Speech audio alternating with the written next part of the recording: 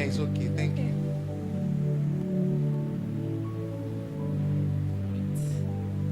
Good evening and welcome back to another episode of World Bank. From the month of January, we've been teaching the topic, I want to thrive, not just survive in a hostile work environment. So from the beginning of this month, we'll be bringing out a lot of people in from different walks of life, different industries, to ask them questions on how they navigate hostile workplaces, especially in Nigeria. Today we have a very special guest, but before we get into that, I am just Tola Toye here with I am Kayode, and it's such a pleasure to have you joining again for the World Bank Kingdom Conversations. And just as she said, we'll be exploring the theme or the concept. I want to thrive, not just survive in a hostile work environment. Okay, so this week we're going to do it a little bit differently because I'm going to go through the biography of our guest, first of all, before we get into the questions. This is a very impressive profile, if I do say so myself. So please, if I have trouble with a few words, because this is very massive, give me grace for that. Okay, so I'm going through the biography of Mrs. Ajuma Daphne Madujemu. Mrs. Madujemu is an accomplished leader with extensive experience in management, most notably during her tenure at the Central Bank of Nigeria, where she served at 2019 until her retirement in September 2023 at the level of director. As the representative of the governor in Osogbo, Osun State, she exercised formal authority granted by the bank, managing a team of 94 staff. Wow. Her leadership style integrated both formal and informal authority, achieving organizational goals through coaching and mentorship. She was instrumental in fostering personal and professional development among her team, building relationships founded on trust and recognition that extended beyond her official position. Throughout her career at the CBN, Mrs. Madujemu tackled significant challenges, including addressing credibility issues and management deficiency within the organization. Her adaptive leadership was key in cultural shift, focusing on inclusivity, merit, and equal opportunity at the branch level. These efforts played a crucial role in reshaping the bank's organizational culture. Now retired, Mrs. Madujemu is she holds certifications in fundamentals of coaching, ICF, and coaching from the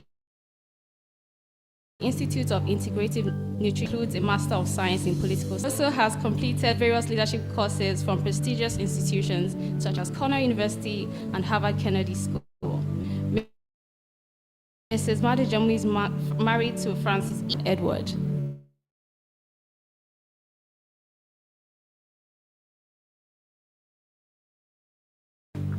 Thank you for having me.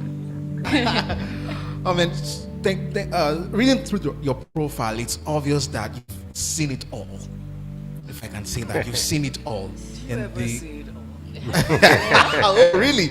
I guess we'll get to know tonight.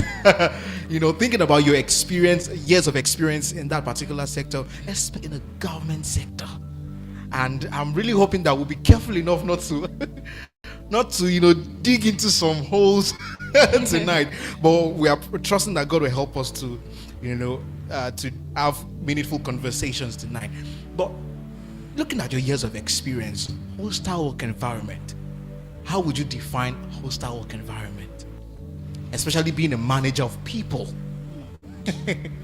Well, a hostile environment is one in which there's a lot of negativity. It's there. It could be on the uncertainty of coming to work on a daily basis. You don't know what you're going to expect. Interesting. You don't know what trouble awaits you today. It's a toxic environment. It's one in which sometimes your efforts are not appreciated. Sometimes it could even be just dealing with people who want what you have and will do anything to ensure that they are the ones who get seen. It's a mix of so many things. It's just not a place where you wake up looking forward to. Amazing. You said something about people having to live with people that work with you based on what they learn from you or what they wish to get. I think the whole psychopath. And I want to first of all break it down from the perspective of a manager. You've had to manage people. Okay, let's even look at that. Managing people. You know, it's one thing that you are maybe a vet doctor, you have to see through the needs of, you know, animals and just check through. But human beings, these are people that have free will. They can, you know, the way they are today, it may not be the same they are tomorrow, and you just have to manage these complexities. What's it like managing people in the workplace? It's not easy. But then, even take parenting.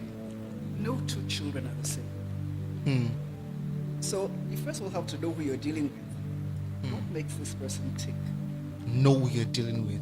Once you can find that thing, it becomes easier. Because everybody wants to be validated. Everybody wants to be appreciated. Everybody wants to be acknowledged. Everybody wants to be seen. Especially that aspect of being seen. Once you know that you're being seen, it kind of turns things around. Because then they're more likely to play ball, so to say. They know, okay, this person knows I exist. This person sees me. This person sees what I'm worth, sees value in me.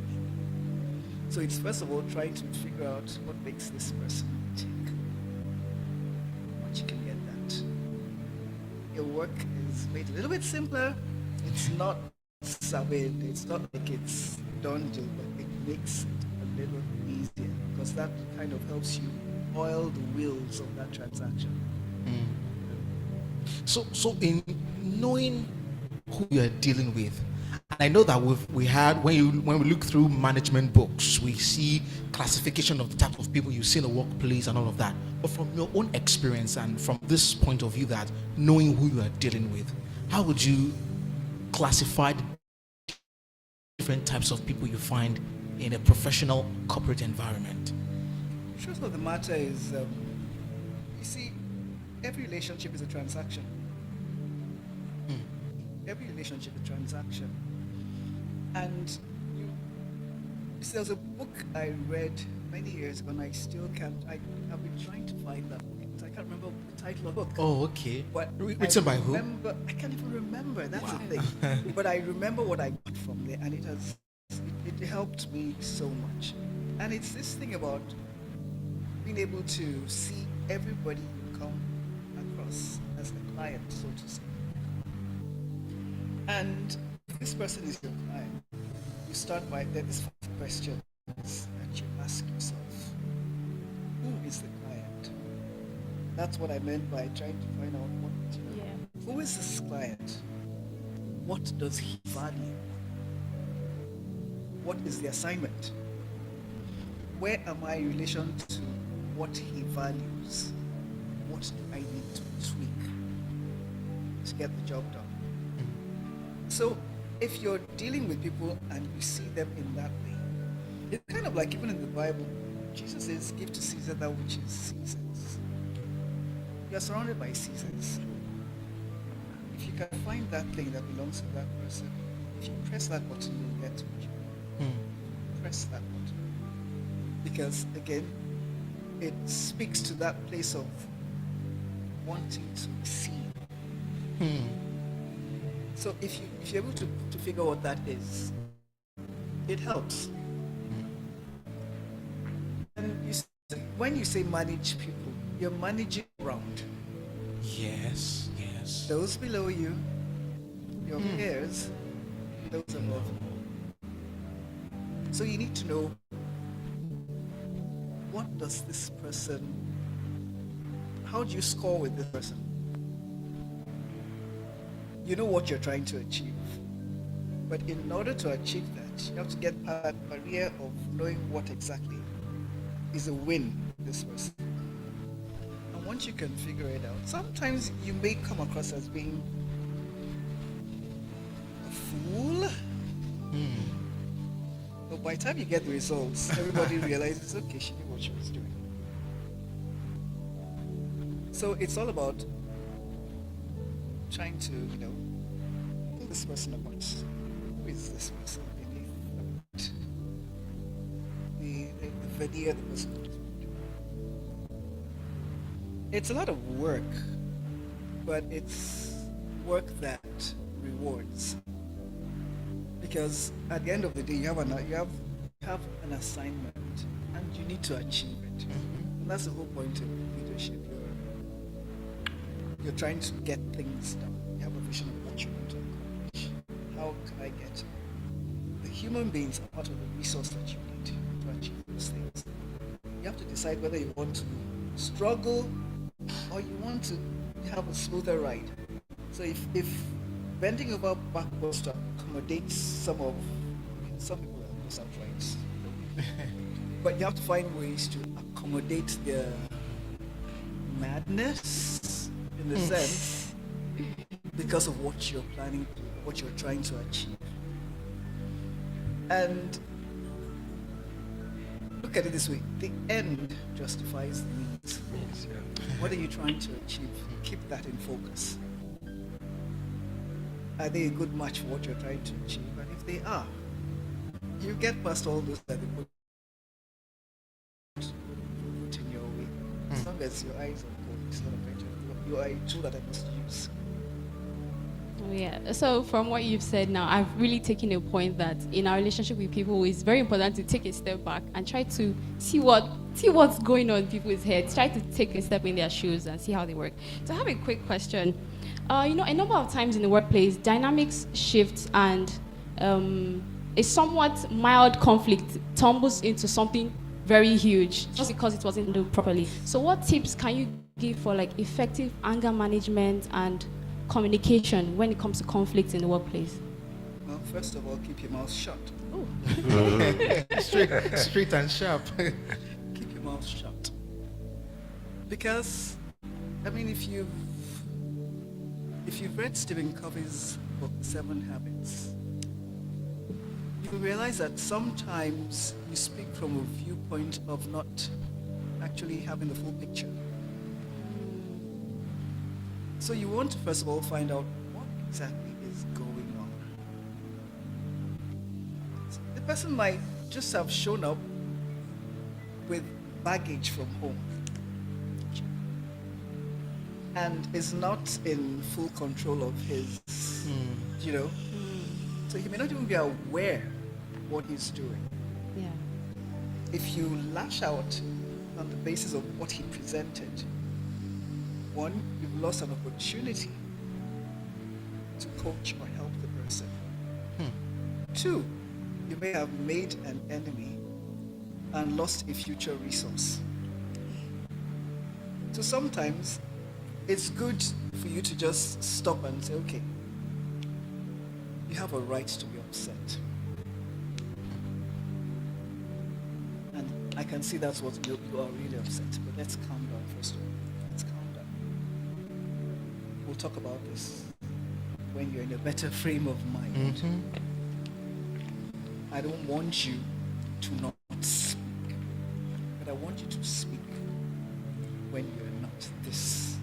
You have a valid viewpoint, but the way you're coming at it right now, I can't hear what you're trying to get across. So let's calm down. But you'll also agree that some people can be so extreme Yes. that having to even get that to them to say, you know what, I can hear you, but they're just all over the place. Yeah. What then do you do in these extreme situations? Still, shut up. And give you time to think about it. Sometimes when you go back and play back what happened, you realize you misjudged. And then the onus is on you to now try and figure out, okay, how do I come and prepare myself before this person who didn't respond? Whatever you do, you don't want to retaliate. It doesn't serve anybody. It doesn't serve anybody. You don't want to retaliate. I would say it takes a lot of mental strength, I tell especially you. as a superior. You have worked in very authoritative positions to say, well, let me just keep. Because many times you want to work, but is it me you are talking to? Exactly. Especially to someone who is below you. So I am taking some tips there that, it's not everything you respond to in the heat of the moment. There was a case some years back when I was in Ibadan here as the acting branch controller. And this young lady, who, from the moment she landed, she's kind of been very one of those kids. Her father used to be in the system. Oh, okay. Wonderful human being. Wonderful human being. He accommodated her, and she now messed up big time.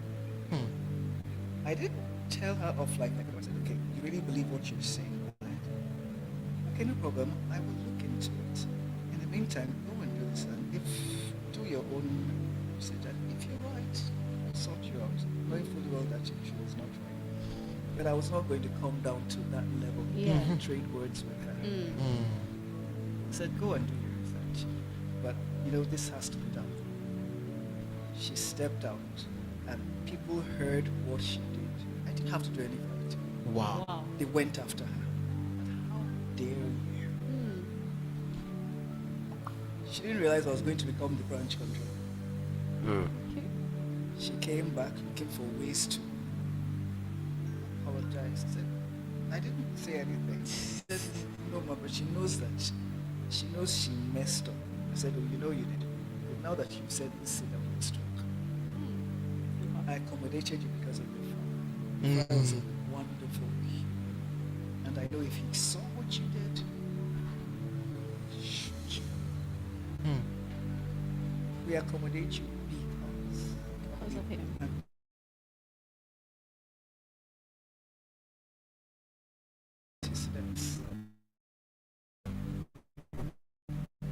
When you do the things that you do, but because we know him, we attribute that to him. So that's just an example. I could easily have done that, but I was not going to trade words with him. And bring myself down that. I'd like to take us back to where you said that you've got to be able to understand who you are dealing with and operate from where they are. But sometimes, I think you may agree with me that sometimes it comes in conflict with your own personal values. The way they are trying to bring you into their own world is in conflict with the things that you believe as an individual.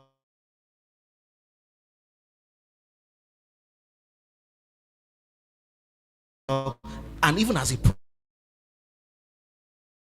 professional. That's true. So how do you balance this? Maintain your values, make promotions. It cost me trainings. It cost me, but hold true to your beliefs. You have to know what your true north is, because it serves as a guiding light. Along the way, you'll find out that once people begin to know these are the things you stand for, there's some things they won't even bring your way anymore. There's some things they wouldn't bring your way. I remember, for instance, that in 2014 we had this massive fraud here. It was so bad. It made CNN. Oh wow. And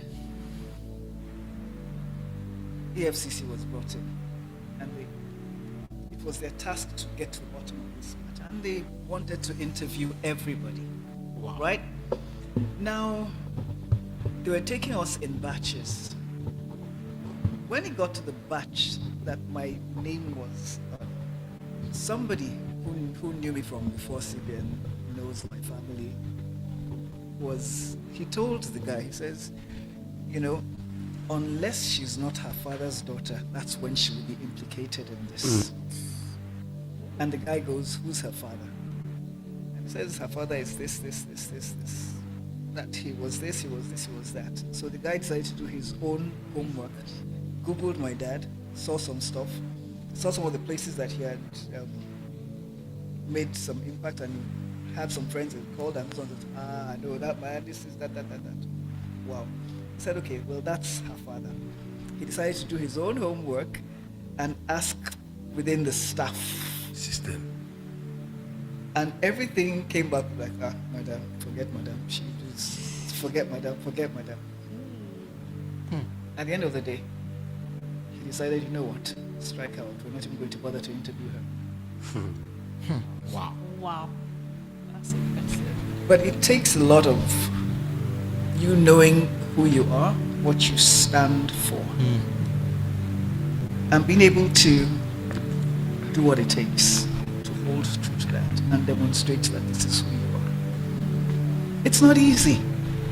You want the things other people are getting, but it's not accruing to you because people don't want you to have to share in what, you know. It's like, well, if you insist on this is well, so be it. And at the end of the day, when you look back, you're glad you did what you did, because it pays off in the end. Definitely. Still on this. Sorry. Still on this. In terms of your personal values in conflict with what some other person may want you to do. You work in. Thankfully, you brought up the conversation of when there was a fraud at the particular time.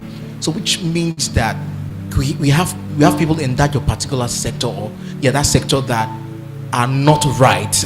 They are not professionally aligned, which means that their actions somehow have an impact on the way they see every other person, even though everyone is or may not be like that. So how do you even deal with that? It comes with the terrain. I mean, even this same fraud we're talking about, I have a very close friend who was one time my prayer partner. And when the whole thing blew over, she called me one day and she said, "Congratulations." I thought she was congratulating me on the admission of my son to go out in school. "Oh, thank you." And she goes, "You don't know why I'm congratulating you." I said, "It's not because of Adam." She says, "No." "Oh, what's going on?" Then she goes on to tell me this story of how people, and I'm talking church people, not this church, a church that this church. That's not to say it wouldn't happen here. We're first of all human beings before we're Christians. Yeah. And she said, these ladies were like, "We said it. They will tell us to come and bring tithes and offerings and all of that. See, it has come out. How did they acquire NuStreams in the first place? Wow. Is it all church money? We said it, that, okay, see the car she's even driving.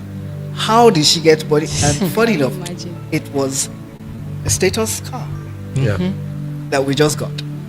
See, said, "Look, she's not. How can you say that about her? They said it. That's why they even left. We knew."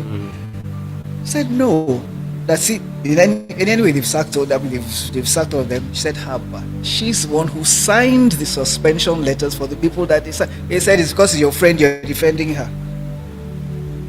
When she told me that, I was laughing. She said, "I'm not going to tell you." I said, "I don't even want to know." That is it not out in the open now? These are the people that did it. I wasn't even questioned. They threw people out. Those they didn't sack, they let go of. Somewhere just said, just go. We're not going to whatever, resign and leave. Somewhere transferred to the oddest of places. I was the only person they left. Wow. I wasn't questioned, I wasn't sacked, I wasn't transferred. In fact, they handed the branch over to me till they got somebody to come in and take over. Because I wasn't at that level at that point in time, but I had to manage the branch and gather everybody back. It was so bad during that period that if anybody from Ibadan branch went anywhere, people were holding their bags. Oh, wow. Oh, yes. That is. They related to us like we're all fraudulent human beings. You couldn't go anywhere in Ibadan branch. You even go for a training, they put their bags in different. Nobody wants to isolate. I mean, nobody wants to identify with you. It was that bad. So you have these spillover things that affect you in the process, but you still have to know who you are and hold your head up high because you know that you are not that person they're describing. Okay, so I want to take it from the perspective of a job seeker now, because we've been talking about people in the system. Let's say I am a young person, I'm trying to enter the corporate world and all of that. What are the telltale signs that an organization is toxic, even before I apply, or even before I get into the system? How can I know from the interview process and all of that? Truth be told, you may not see these things before you enter, because all organizations will put their best foot forward. They will always put their best foot forward. The only way you can find out is to talk with those who are in the system. What's it like for you? You probably hear things like, you want to come here? Okay, come. Then you know something is amiss. It's only those who are in there who can tell you what it's like being in there. But at the point of recruitment, they'll put their best foot forward. They want you to come. The reason why I asked that is because I have a colleague that said, whenever I go to an interview, I don't know how true this is, but so whenever I go to an interview and they say, we are a family over here. He's like 9 times out of 10, that has turned out to be a horrible experience for him. So whenever he hears a recruiter say, we're like a family over here, he's like, no, I'm not doing this with you guys. And he packs his things.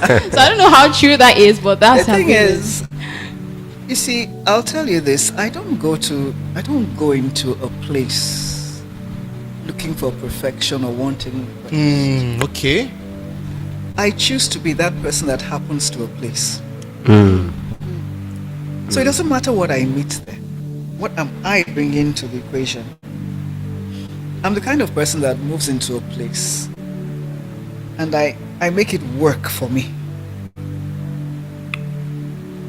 For instance, I remember when I was moved to an office, the person who was there before had been transferred out and I was moved to that office. And he moved to a different unit. And a few days later he came to my office and he was like, is this not the same place I came out of? I said, yes, no. Why is this place looking so fine? I said, because of the person who entered. The person is fine. And the person decided that if she's going to be here, the place has to be fine. So I made it look good and comfortable for me. I'm going to spend my time here. Even when I was transferred to Oshogo from here, one of my colleagues saw the things I was buying, furniture, everything that was taken to Oshogo. It's like, Oshogo is down the road here. Are you not coming in for weekends anymore? I said, yes, but I'm going to be comfortable every minute I'm there, I'm going to be comfortable. I'm not going to live like I'm in a dormitory just because I want to come back home. I will be comfortable wherever I find myself. So it's not about the organization, it's about me. If I'm going to work, it has to work for me. And I will make it work for me.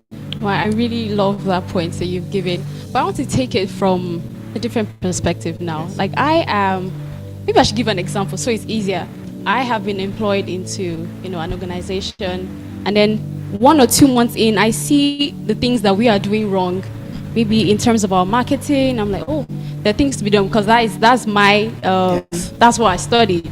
But then I am not in a position of power per se. And every time I go to my superiors, like, can we try this out? They're like, no, we've tried it before, it doesn't work. They're always shutting you down. How do you still stand out in that stifling environment? That can be tricky. But if there are opportunities for you to quietly try them out without announcing it, the results will speak for you. That's one. 2, are there people at a higher level that you can relate with and share your ideas with? If you can find them, seize the opportunities. Say, you just had this idea, you saw it work in one place, what do you think about this idea? Can you try it out quietly and see, not the same people you've been dealing with? Okay. If it works, you're doing it from the viewpoint of not trying to show up those. Yes, I was just about to say. It's that you're doing these things and this thing, you want your unit to thrive. And you know that if this works, it will really help the department and it will make things easier for my bosses, and you've made them look good in the process. It's not because you're looking for that, favors. but it will make a lot easier, things easier for department and for your bosses. If you present it that way to higher authorities, it comes across as you wanting to help them. Like you found something that you think might help them. But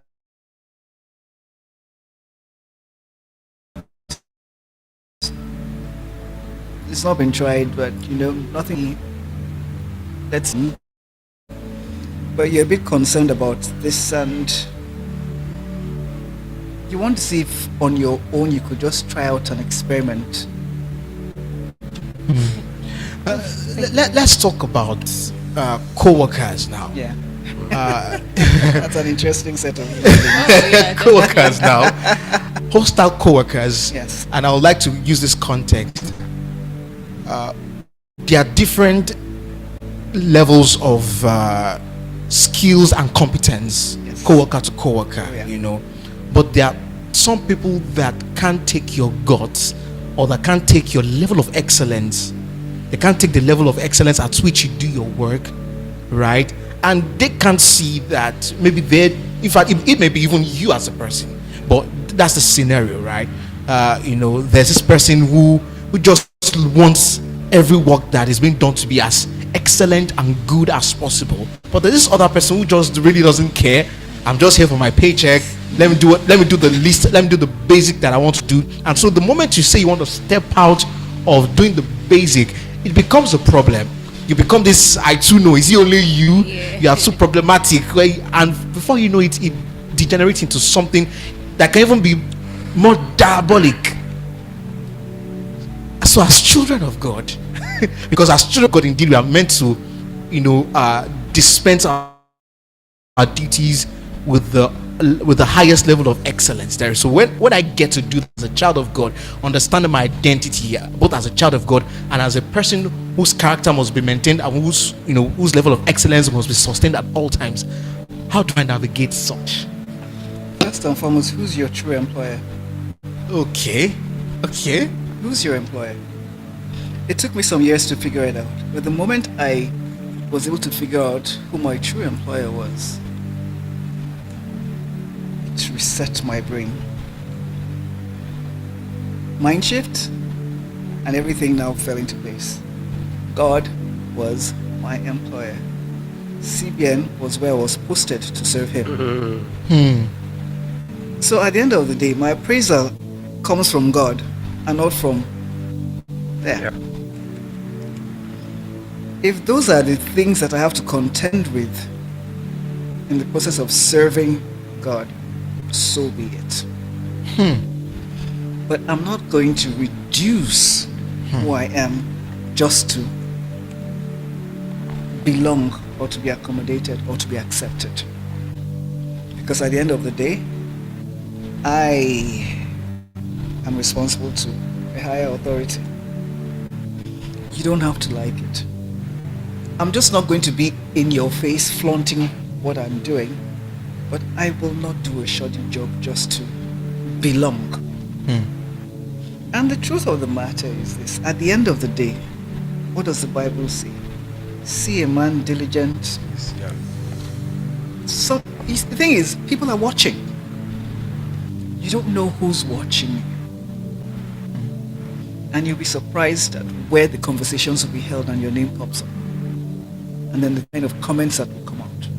Because you stayed true to who you are and to who you serve. You understand? So, people are not the reason you work. God is the reason you work. If you can get that right, serving God is, it's not easy. Just before I get back to Jesuit, something came to mind now that yes, it's a hostile work environment and I'm a child of God. Is there, so what should it be about? Should it be about the fact that I want to ensure that things are not hostile, or is it that I can navigate through the hostility? What should it be about? It's about navigating. You can't pray for rain not to fall. The rain must fall. Yes. Okay. Regardless. Yeah.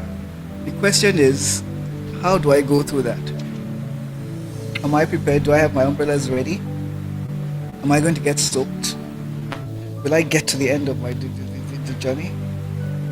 That's what you should be concerned about, is how to go through, not whether you're going to go through or not. Because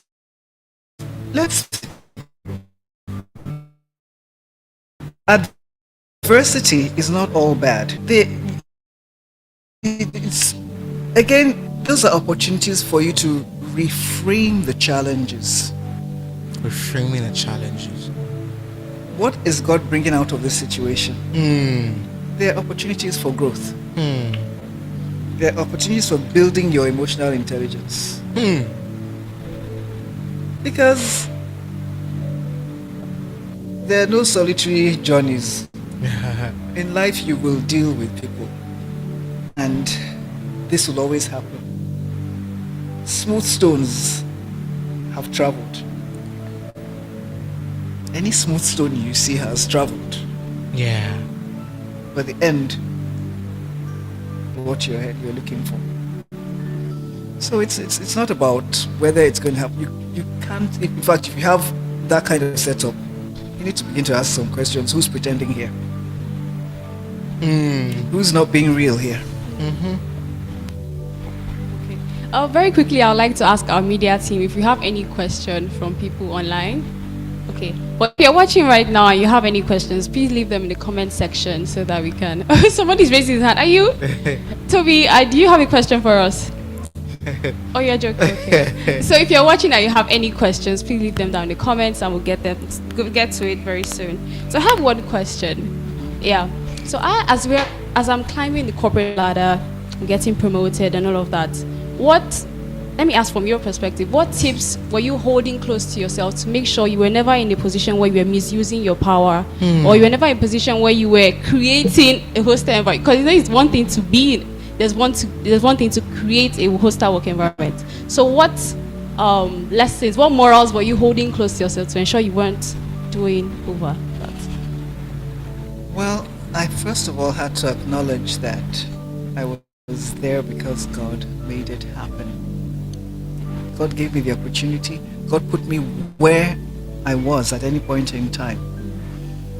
So I wasn't there of my own power. And once you're able to humble yourself, because that thing is actually, when you begin to think, it's very humbling. Very, very. Once you know that, you don't even get to that headspace where you think you're superior to the next person. Before you, there were. After you, there will still be. I've left now. No one is bowing. No one is picking me and taking me anywhere. Nobody is shunning for me anymore. But the essence of who I am still stands. And that's what is truly yours. Everything else is really just external paraphernalia I don't know if you've also experienced this or seen this or heard about this, where when you enter into an organization, yes, you can at least, okay, I'm saying this from a personal experience, yes, where the hostility is from the manager. Oh, tell me about that. Where the manager is, where for whatever reason the manager is sowing seed of discord in little patches, and then instead of everyone coming together to collaborate, you have everyone now saying, this is my own clique, this is my clique, just because the manager sowed a seed of discord into them. How do we do that? How do we navigate that? You will still do your own job. You will do your own job. I walked into my very first office, my first posting in CBN. It's West African Clearinghouse, I remember, in Foreign Operations Department. And at the time I reported, it was during the lunch break. So the head of the unit had gone out for lunch. The number 2 person, who was actually just one level above me, she was an assistant manager and I was a senior supervisor. A lady, she was one I met. And she asked me a number of questions. I answered. I said, okay, no problem. Just sit down. The unit head would soon be back.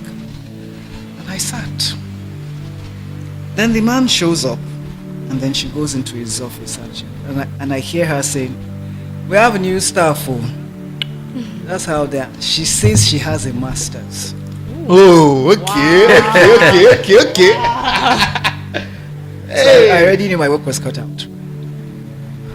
What do you mean she says she has a master's? Did I lie about it? Exactly. Don't I have proof that I had? Hey, Did my I buy goodness. it? You know? So already the stage was set, and it was so obvious because she was used to being the shining light of the office.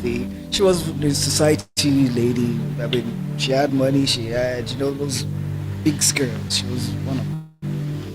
And this girl shows up trying to dim her lights, which was not my intention, but I did come into the office.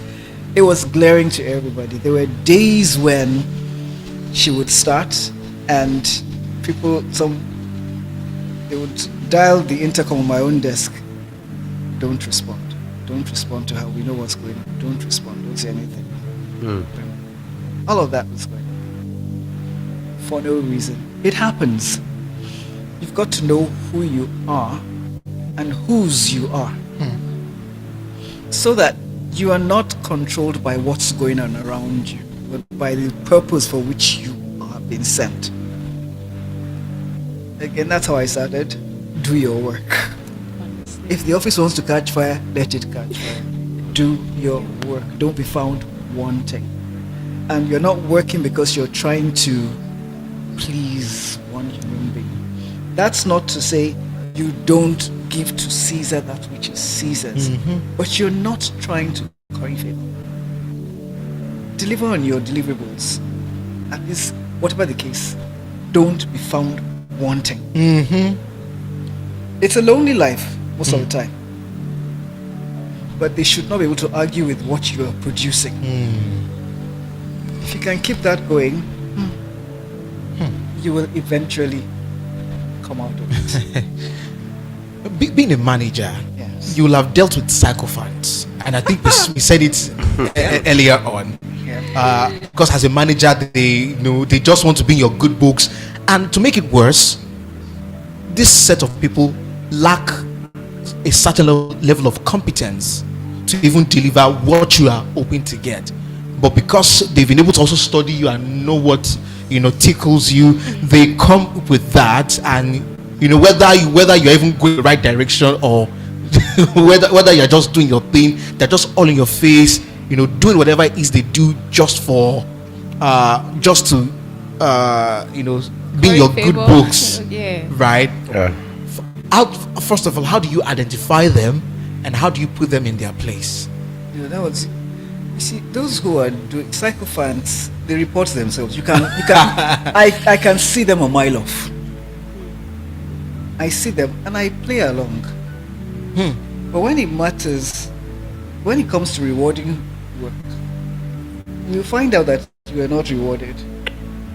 It's work I came here to do. I remember when I reported for work in Oshobo branch as branch controller. I arrived and I called for a meeting of the unit heads, the leaders. So I had a meeting with them, and one of the first things I said to them, I said, "Look, I'm here. I'm sure you know I wouldn't have wanted to leave my home to come, but I'm here. And I know most of you don't live where your family is. You don't have your families with you, so we're all in the same situation. However, it's work that brought us here, and we'll do our jobs. Now, let's get some things straight. I'm not a dustbin. And so, don't tell me something you don't want the owner to hear. Okay, yeah. Let's get that out of the way. 2, do your work. I'll try my best to do mine. 3 is this. We will get here. I have an open door policy. If I'm doing something that's not right, I expect that you will tell me. I don't have to like what you're saying, I will receive it because you're helping me. But if I hear it outside of my office and you have not told me first, then you will see a side of me that you don't want to see. So let's understand what we're doing here, because if I have a problem with you, I will tell you. I'm not going to tell somebody else before I tell you. I will tell you. So when you're hearing it from somebody else, you know that I already told you. And that's what I expect from you. I came to work. I'm not too big to be corrected. If I'm doing something that's not right, tell me. I'm not going to stop you from talking. Tell me. We are all learning. And of course there will be a few that will try, they want to. And in fact there was this particular person who, interestingly enough, somebody had warned me about her before I even got there, that she's going to try. But you see, I'm the kind of person that would always want to see, who's this person? What makes this person tick? What does this person have to offer? To be fair to this person, she was good at her job. If I had it, I would always put her on my team anyway, in spite of all those things. But she tried it, and I let her see. When she did the first time, she did the second time. Second time she came in, and she now came to my office and she was rolling on the floor and this, that. I waited for her to finish. When she was, you done? Good, now come and sit down. Did you say these things to me the first time when I first arrived? She said yes. I said good. I heard you the first time. If you haven't seen the results of that discussion, it doesn't mean something is not going on. But you are not going to bully me into moving at a time that is not convenient. You're not the only one making requests. Everybody is making requests. But things will be done in a way that it works for the office. I heard you. Please don't come back and do this again. That was the last time she tried it. And when she was not expecting it, I did what she wanted. It's like, madam, I said, I told you I heard you the first time. And then to drive that point in, there was somebody who had worked with me here in Ibadan and had been transferred way ahead of me. And people knew that he was my person, so to say. The guy misbehaved and he needed to give me a query. That sent a message on that. If she can do this to her own person, it means we can don't try it. You're my person, but you see, this is what we came here to do. Don't. So you set the boundaries ahead of time so people know what to expect and be open. Just before we begin to wrap up and drop on and zoning on the main highlights, I think this will be two questions now. Sorry, before you continue, I also wanted to add that equity has to be evident. If everybody sees that she does not favor one person or the other, she will do what is right for the person, and I democratized a lot of things that were, there were cliques before I arrived. I broke down all the cliques. I'm sorry. It's what we came here to do. Honestly. You deliver on the job, you're my lesson. I will reward you on the spot there. Sometimes it's like somebody showed up, the first person to show up for this is just quietly, come to my office, give you money, go and have lunch. My own funds and things like that. And it had nothing to do with who you are, what you've done, and that. I would publicly acknowledge something good that you do, regardless of who you are. Okay? So just break that. So you realize that you don't gain points by trying to put yourself out there. So two things. The first one, the complainers, co-worker to co-worker, manager to co-worker. There are always people complaining for whatever reason. There's just one complaint or the other. There's hardly anything that the management can do that will be okay. That there's hardly anything that is okay for them. It's just even if they are justified in some way, but there's just this pattern of complaining. Yeah. How do you deal with those people? The second thing is that working in a hostile environment can take a toll on your mental health. On your mental health. And I feel that one of the major things we've spoken about today is that you've got to be a person of character, maintain your standards, right, and increase and do well on the job. His job is the work that you want to do. But then how do we get to go about our jobs excellently while we have to still deal with the mental stress of working in a hostile environment?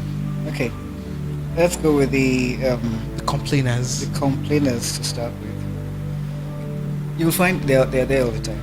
So sometimes, if I want to just end that thing, I'll give you an assignment along the lines of things you're complaining. Hey. If you know how to talk, do it. Exactly. You want to complain? Okay, do the job. This is so. I have this, and so you're going to handle this one, and no, you will handle this. So and if you don't handle things, you're looking for promotion. You have to grow.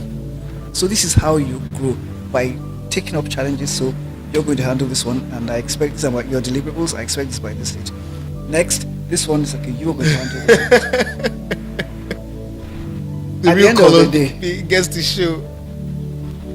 if you can't deliver, it's easy to complain. Shebi Hey, is easy. good. Shebi is easy. Do it.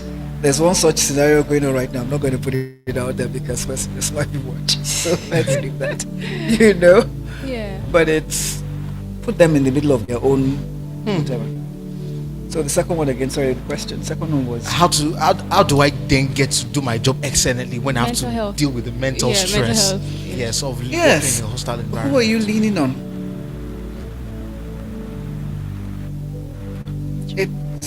It's a big thing. I can do all things through Christ who strengthens me. Where do I go and shed my tears? Lord, you can see. I'm suffering because I did this. I did this because you said I should do this.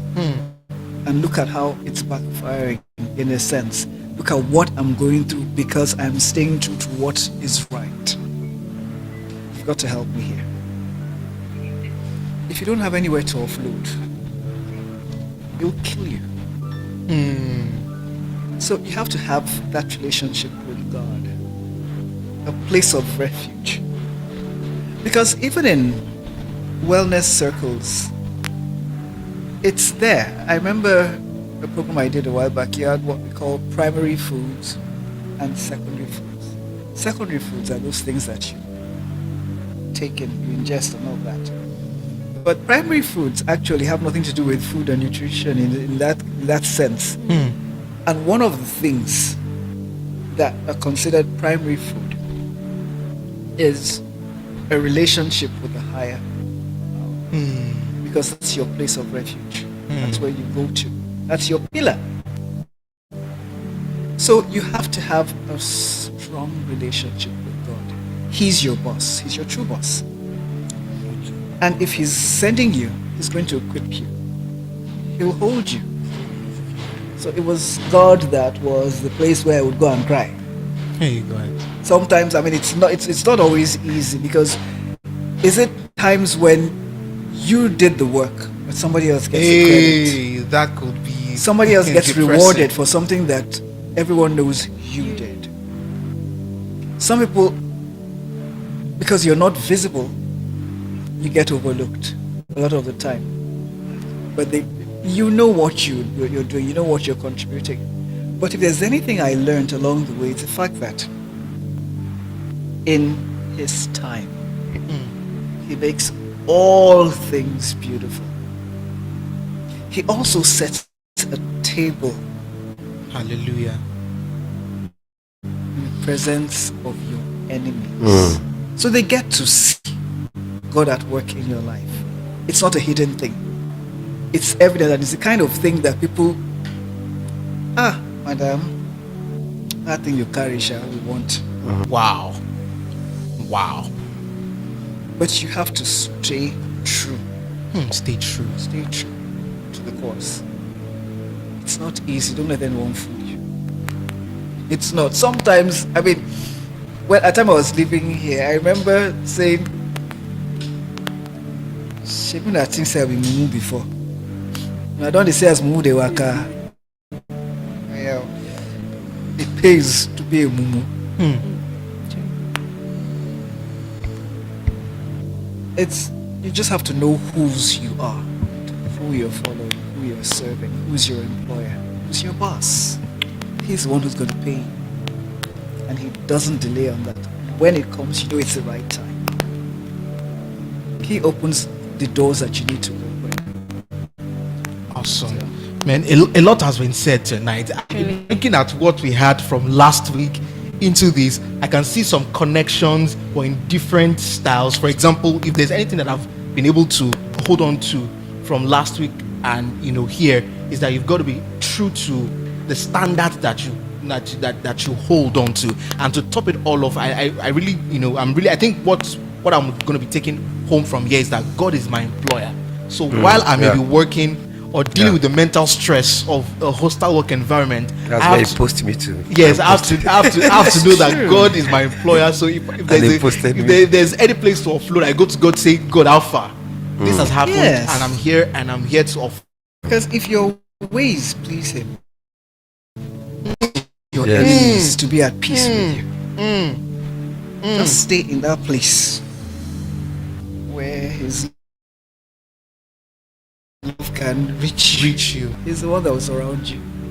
He's the one that will open the doors. Yeah. He's the one that will quell the fires. Yeah. He's the one that will open their eyes to you. Yeah. When the time is right. Amen.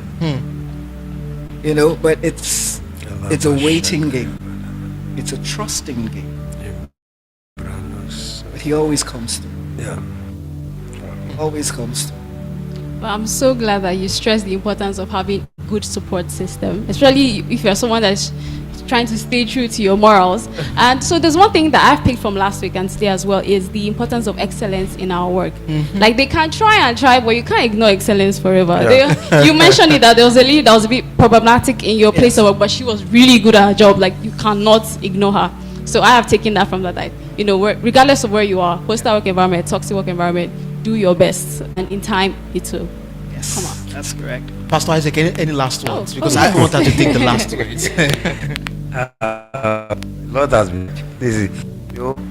Just made mention of what she said, and sincerely speaking, that's one of the words that hit me most. My employer is God, and where I am today is like I got employed by God, and He posted me to that place. Go and work. In other words, I'm representing Him there. So whatever He asked me to do, what I am doing, just looking at the scripture, looking at people who worked in a very hostile environment. We have example of Daniel, and we have Joseph. Daniel was a prophet to captive, to this kingdom, Babylon, and also that by working with this king, Nebuchadnezzar. And you can see everything that people were seriously against him. As a matter of fact, they didn't disturb him from seeking the face of God. But yet, she says something. When you ask a question, that what if there's a way, you have an idea, and there's a way, people are just against. Then she says something. Look for someone that is trustworthy. You can link the idea with or narrate it to, so that the same thing Daniel did, and you get it. So for me tonight has been a very beautiful night, and I think a lot of lessons that we have to go on with tonight. So thank you so much, ma. We're glad to have you. God bless you. All right, thank you, Kawade. All right, I want to say thanks to everyone who tuned in. Just in case you are seeing this video at a different time zone, please all know that you can always drop a comment, always ask your questions. We'll be taking the questions some other time and just address your concerns. And also, if this has blessed you, ensure to share it with someone as we continue on this idea and concept of thriving in a hostile work environment. And I think one of the best ways to even go about this is to even hear your own story. Tell us your own story about a hostile work environment. Let us know what it was like you. Let us know you navigated all of that, and we'll be ready to receive you and your own story right here, and also make you seen because that's another thing also God from today. Everyone wants to be seen, so give them that privilege to be seen while you also have to maintain your own standards. So just please take us away. Okay, yes, as Mr. Kayode has said, if you have any stories you've heard from us, let's hear from you as well. You know, we're open to that. And as I always end our program with, don't forget to like, share, subscribe, Yes, please. share this link with anyone who know that will benefit a lot from this conversation. And so till next time, I am just Olatoye. And I